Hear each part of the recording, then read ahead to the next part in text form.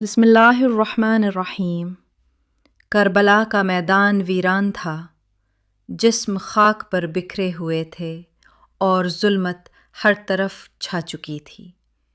اسی سناٹے میں be be فضائیت سلام اللہ علیہا، جو حضرت فاطمہ زہرا سلام اللہ علیہا کی وفادار کنیز تھیں، شہدائے کربلا کے لاشوں کے درمیان تنہا کھڑی تھیں۔ انہوں نے ایک شعر کو آواز دی: اے ابو الحارث، اے وفادار شیر، کیا تو جانتا ہے کہ یہ ظالم لوگ ہمارے امام کے جسم مبارک کے ساتھ کیا کرنے والے ہیں؟ یہ لوگ پھر سے ان کے لاشے کو پامال کرنا چاہتے ہیں۔ بی بی کی صدا جیسے ہی ویرانے میں گونجی، دور سے ایک شیر ڈھارتا ہوا آیا۔ یہ وہی شیر تھا جسے مولا علی علیہ السلام نے اپنے دست مبارک سے پالا تھا، وہ شیر جو صرف جسمانی طاقت ہی نہیں بلکہ روحانی وفاداری کی بھی علامت تھا۔ شیر امام حسین علیہ السلام کے لاشے کے قریب آیا، زور سے دھاڑا اور پھر اپنے دونوں پنجے امام کے جسم پر رکھ دیے، جیسے وہ انہیں زمانے کے ظلم سے بچا رہا ہو۔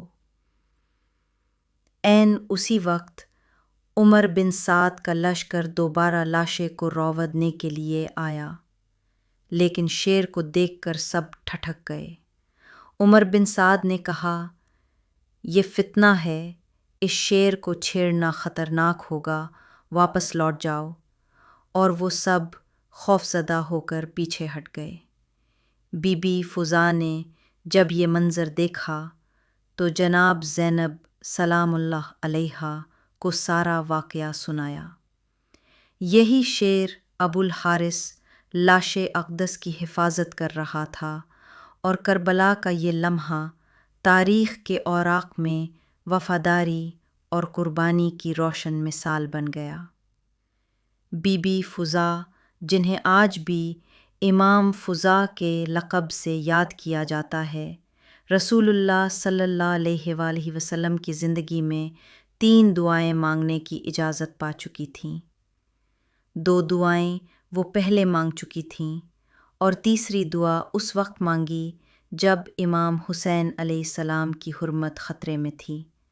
انہوں نے شیر کو بلایا اور یہ دعا قبول ہوئی: سلام ہو بی بی فضا پر، سلام ہو مولا علی کے وفادار شیر پر، اور سلام ہو امام حسین علیہ السلام پر، جنہوں نے اپنی قربانی سے انسانیت کو بیدار کیا۔ پیارے دوستو، اگر آپ کے دل میں بھی کربلا کے اس واقعے نے جنبش پیدا کی ہے تو ڈسکرپشن میں دی گئی دوسری ویڈیوز بھی ضرور دیکھیں۔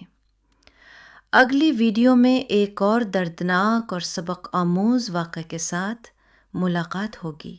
فی امان اللہ۔